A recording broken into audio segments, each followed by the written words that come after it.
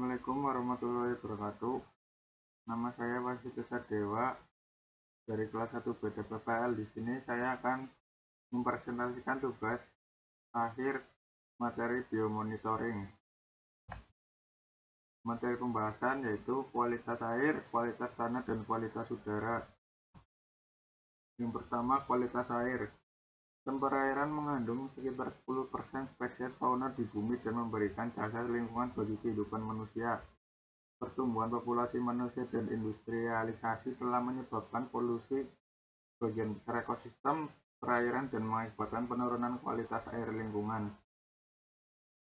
Dengan demikian, ekosistem air tawar diakui sebagai yang paling terancam di seluruh dunia dan perlunya perhatian konservasi. Plankton. Plankton dapat digunakan sebagai indikator pencemaran air karena plankton sangat sensitif terhadap perubahan alam. Plankton menjadi penanda bagi kualitas air danau. Plankton juga memainkan peran penting dalam masalah organik, pemburukan biologis, tetapi jika populasi plankton terlalu besar dapat menciptakan masalah lain dalam mengelola badan air. Plankton terbagi menjadi dua, diantaranya fitoplankton dan zooplankton. Fitoplankton juga dikenal sebagai mikroalga, mirip dengan tanaman terestrial karena mengandung klorofil dan membutuhkan cahaya matahari untuk hidup dan berkembang. Zooplankton adalah hewan mikroskopis yang hidup di dekat permukaan tubuh air. Zooplankton memakan fitoplankton. Mereka juga memainkan peran penting sebagai bioindikator dan membantu mengevaluasi tingkat pencemaran air. Perifiton adalah jenis agregat mikroba, biasanya terdiri dari alga, bakteri, dan mikro atau mesoorganisme, serta materi organik yang masuk dan menyebar dalam air dan sedimen, khususnya pada permukaan sedimen, batuan, tanaman, dan partikel tersuspensi dalam ekosistem akuatik. Perifiton ditemukan di dasar sungai dan perairan. Perifiton sangat penting untuk fungsi ekosistem, tetapi dalam keadaan tertentu dapat berproliferasi, menyebabkan masalah pengelolaan sumber daya air seperti menurunkan nilai estetika dan rekreasi keanekaragaman hayati. Makroinvertebrata merupakan kelompok hewan yang tidak bertulang belakang yang dapat dilihat dengan mata telanjang. Makroinvertebrata air dapat memberikan gambaran mengenai kondisi fisik, kimia, dan biologi suatu perairan, sehingga dapat dipakai sebagai indikator kualitas air sungai. Sifat-sifat makroinvertebrata air yaitu sensitif terhadap perubahan kualitas air, ditemukan hampir di semua perairan, terdiri atas banyak jenis serta merespon berbeda, bergerak secara terbatas, mengakumulasi racun pada tubuhnya, mudah dikumpulkan dan diidentifikasi. Makrofita atau tumbuhan air. Makrofita air terlibat dalam berbagai jenis mekanisme umpan balik yang cenderung mempertahankan keadaan air yang jernih. Makrofita air dapat memperoleh nutrisi dari sedimen serta langsung dari air itu sendiri. Akibatnya, ketersediaan nutrisi sedimen dapat membatasi pertumbuhan dan distribusi makrofita. Makrofita air membentuk komunitas penting dalam ekosistem perairan karena mereka adalah produsen utama serta menghasilkan biomasa yang tinggi, dan mereka berkontribusi terhadap keanekaragaman hayati. Nekton atau ikan adalah salah satu spesies hewan yang sering digunakan sebagai bioindikator lingkungan untuk memantau tingkat pencemaran atau kualitas air lingkungan karena kepekaannya terhadap pencemaran. Ikan adalah indikator yang baik untuk kontaminasi perairan untuk Polychlorinated binelis atau PCB, terutama ikan gabus, khususnya dalam jaringan ikan. Kualitas tanah. Tanah adalah sumber daya penting bagi manusia dan ekosistem. Tanah merupakan rumah bagi banyak organisme yang saling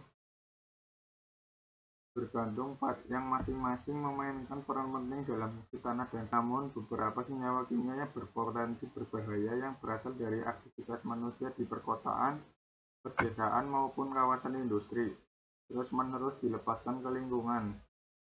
Dalam proses penelitian, jenis zat mengontaminasi tanah adalah aktivitas yang sangat kompleks. Oleh karena itu, penelitian tentang komponen biologis tanah diperlukan untuk meningkatkan pemahaman tentang fungsinya dan untuk mengidentifikasi bioindikator yang berguna, yaitu organisme atau bagian dari organisme atau komunitas organisme yang dapat digunakan untuk memberikan informasi tentang kondisi ekosistem tanah. Hewan tanah. Hewan yang ada pada kehidupan dalam tanah terbagi menjadi dua, yaitu invertebrata. Invertebrata adalah hewan yang tidak memiliki tulang belakang. Invertebrata mencakup 95% spesies hewan yang diketahui saat ini. Invertebrata sangat melakukan kontak dengan sejumlah besar polutan yang di kompartemen ini dengan gerakan dan konsumsi tanah atau serasa daun yang terkontaminasi. Invertebrata yang hidup di dalam tanah terbagi menjadi isopoda, colembola, dan diplopoda. Antropoda tanah dari kelompok hewan saproba, yaitu isopoda, colembola, dan diplopoda adalah di antara organisme yang dianggap paling tepat untuk mengevaluasi efek akumulasi zat beracun yang ada dan tanah karena kontak langsung dengan kontaminan yang ada di dalamnya. Annelida, khususnya Oligochaeta, juga sering digunakan dalam tes toksisitas. Nematoda banyak dimanfaatkan sebagai bioindikator. Nematoda bebas maupun tanam menjadi indikator karena memberikan gambaran taksonomi dan pakannya melimpah. Ular buta Ramphothiopus braminus. Ular buta jenis Ramphothiopus braminus hidup pada tipe habitat dengan nilai kadar air tanah, kadar organik tanah, dan porositas tanah yang tinggi. Kehadiran kelompok hewan ini berhubungan dengan kualitas kesuburan tanah. Ular tipe ini kehidupannya dipengaruhi kelembaban tanah yang optimal. Kelembaban tanah berhubungan dengan kadar air tanah. Kelembaban tanah menentukan mekanisme penyesuaian kelembaban tubuh ular yang berkaitan dengan mekanisme menjaga kestabilan metabolisme dan keseimbangan homeostatis tumbuhan. Terlepas dari perbedaan struktur dan metaboliknya, dapat memberikan informasi penting tentang potensi zat fitotoksik, genotoksik, dan mutagenik. Bahkan ketika terpapar dalam jangka pendek dan menawarkan beberapa keuntungan seperti budidaya berbiaya rendah dan perawatan yang relatif mudah dibandingkan mamalia. Salah satu keterbatasan penggunaan tumbuhan sebagai bioindikator adalah kurangnya sensitivitas untuk kelas promutagen tertentu seperti nitrosamin, amina heterosiklik, dan beberapa kelas pH. Kualitas udara. Polutan di udara dihasilkan oleh aktivitas manusia dan proses alami. Namun pencemaran terutama mengacu pada polutan yang dihasilkan oleh aktivitas manusia seperti produksi industri dan pertanian, kehidupan sehari-hari, dan sarana transportasi. Monitoring udara interaktif, deteksi dini polutan udara seperti polusi dan bahaya lainnya. Lichen. Lichen adalah gabungan bakteri Cyanobacterium dan alga simbiotik. Sebagian besar dapat bertahan pada kondisi lingkungan yang keras. Bentuk lichen adalah seperti kerak atau sehingga disebut lumut kerak. Tumbuh lebat pada pohon, batu, dan tanah kosong. Lichen sangat sensitif terhadap polusi H2S di udara. Karena lichen tidak memiliki akar, mereka menyerap banyak bahan mentahnya langsung dari udara dan uap air di sekitar lichen. Beberapa keuntungan penggunaan lichen sebagai bioindikator adalah sebagai berikut. Lichen adalah gabungan bakteri dan alga simbiotik. Sebagian besar dapat bertahan pada kondisi lingkungan yang keras. Bentuk lichen adalah seperti kerak, tumbuh lebat pada pohon, batu, dan tanah kosong. Lichen sangat sensitif terhadap polusi H2S di udara. Bryophyta. Bryophyta adalah tumbuhan yang tidak memiliki sistem vaskular dan sederhana, baik secara morfologi maupun anatomis. Posisi pertumbuhan dalam Bryophyta tidak begitu terpolarisasi sebagai tanaman vaskular. Bryophyta tumbuh di berbagai habitat, terutama di tempat lembab dan tanah, batu, batang, dan ranting pohon, dan pasti langsung dari zat terlarut dalam kelembaban udara. Beberapa mungkin diserap langsung dari substrat oleh difusi melalui sel-sel gametofit. Biofita digunakan sebagai indikator yang dapat diandalkan dari polusi udara. Petriofita atau kelompok paku-pakuan adalah indikator positif dari integritas hutan. Dianggap berada di antara tanaman darat paling awal muncul. Petridophyta adalah kelompok yang teridentifikasi secara global, oleh karena itu kelompok tumbuhan ini ada di mana-mana dan memiliki kombinasi atribut menguntungkan untuk studi bioindikator.